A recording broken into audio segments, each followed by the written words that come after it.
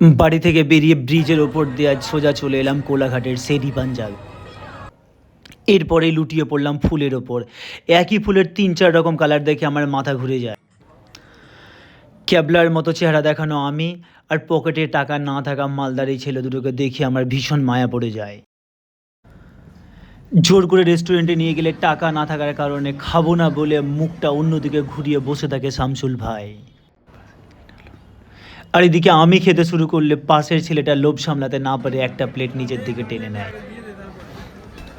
এই ব্যাপারটা আমার হিউম্যানিটিকে সম্পূর্ণভাবে নাড়িয়ে দেয়। তাই খুব তাড়াতাড়ি করে একটা লেগ পিস আমি আমার পাশের প্লেটে ফেলে দিই। আর ওদিকে রেস্টুরেন্টের জানলার কাজগুলো যে ওপর দিকে উঠে গেছে বিষয়টা কেউ লক্ষ্যই করেনি। খাওয়া দাওয়া শেষ হলে পুরো জায়গাটা দেখতে দেখতে খাবার হজম করার জন্য আমি হাঁটাহাঁটি শুরু করি। আমাকে দেখে ইন্সপায়ার্ড হয়ে বাকি ছেলে দুটো সৌরভ আর শামসুল ভাই দুজনেই হাঁটাহাঁটি করতে শুরু করে। তারা একবার নয় বারবার হাঁটাহাঁটি করতেই থাকে। ওদের এসব হাঁটি হাঁটি পাপা বন্ধ হলে গাড়ি ভাড়া করে একই ব্রিজের ওপর দিয়ে আমরা বাড়ি ফিরি।